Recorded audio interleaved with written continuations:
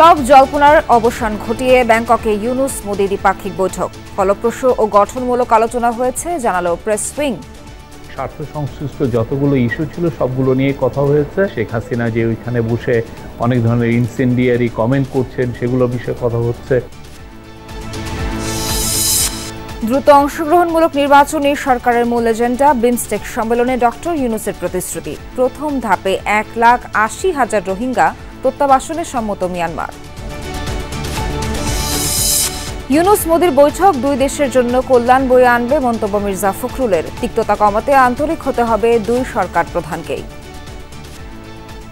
এ ব্যাপারে দুজনেই যথেষ্ট আন্তরিক এবং এটা নিঃসন্দেহে বাংলাদেশের মানুষকে এবং ভারতের মানুষকে দুই দেশের মানুষকে এটা উপকার করবে।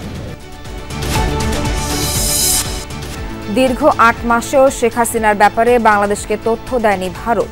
কূটনৈতিক চিঠি, পররাষ্ট্র সচিবের সফরেও ঘটেনি পরিস্থিতির উন্নয়ন।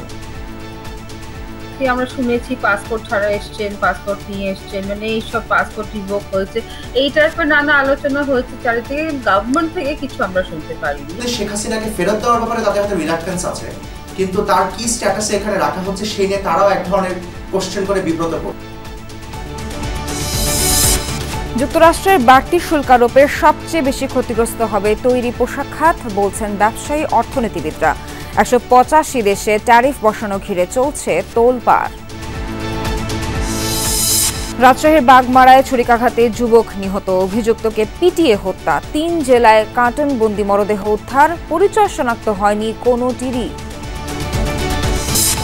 শেষ পর্যায়ে এদের লম্বা ছুটি, কাজের তাগিদে নাগরিক জীবনে ফিরছেন কর্মজীবীরা। বরিশাল সহ দক্ষিণাঞ্চলের লঞ্চে উপচে পড়া ভিড়।